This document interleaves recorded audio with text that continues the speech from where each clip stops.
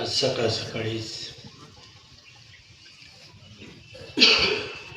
अजितदादांच्या निधनाची बातमी समजली.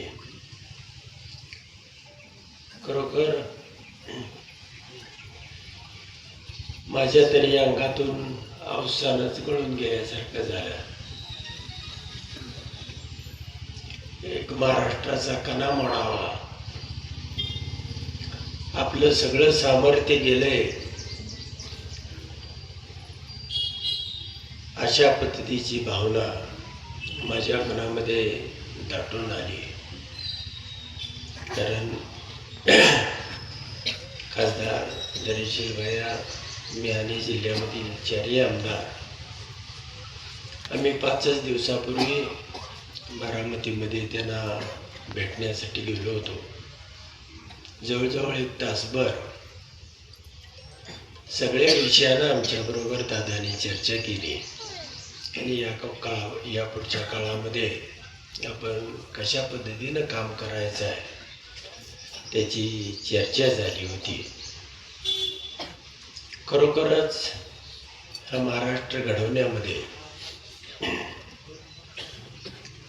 सकाळी 6 वाजल्यापासून काम करणारा हा नेता किंवा असा नेता महाराष्ट्राला कधीही मिळणार नाही.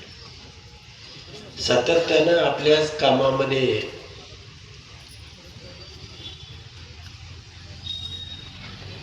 आणि या महाराष्ट्राच्या प्रत्येक माणसाच्या अंगाला स्पर्श करण्यासाठी हा माणसाची धडपड अविरतपणे चालू होती.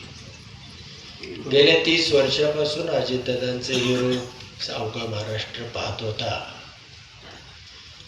विचारानं इकडं तिकडं असतील, पण या माणसाचं कर्तृत्व हा महाराष्ट्र कधीही पुसू शकणार नाही. आणि ती उणीव गोपीनाथ मुंडे साहेबांनंतर खरोखर या महाराष्ट्राला प्रकर्षानं जाणवेल अशा पद्धतीची ही घटना म्हणजे सगळा महाराष्ट्र शॉकड झाला. सगळ्यांच्या डोळ्यामधून विशेषतः आपल्या तालुक्याच्या पश्चिम भागामधून लोक गाय कोलमडून रडतायत, फोन करतायत.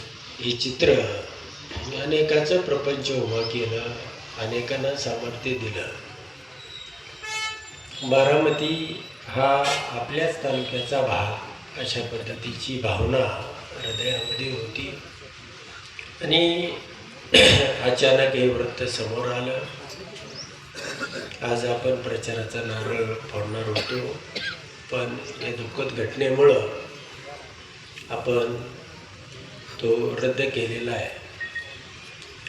मला एवढंच या निमित्तानं सांगायचं आहे की निवडणुकीची ही धावपळ आहे आणि अशामध्ये ही घटना की आपल्या सगळ्यांचं मन विचलित करून गेली. आपल्याला म्हणजे अवसान गळावं, आपलं सामर्थ्य संपावं अशा पद्धतीचं वातावरण या तालुक्यामध्ये झालेलं आहे.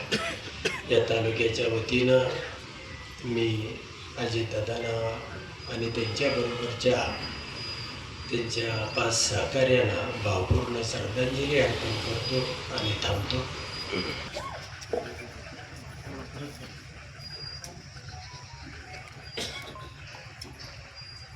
राज्याचे उपमुख्यमंत्री आदरणीय अजितदादांचा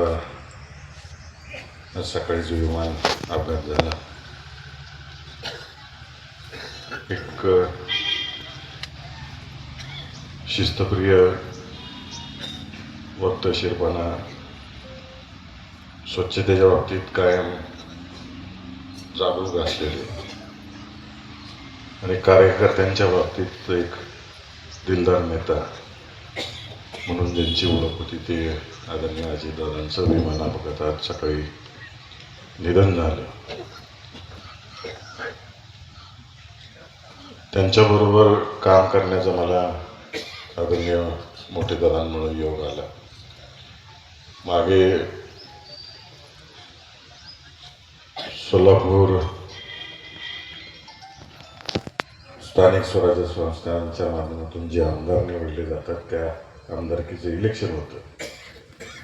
पण जिल्ह्याचा आढावा देण्यासाठी दादांनी मला अजितदादांबरोबर थांबायला सांगितलं होतं.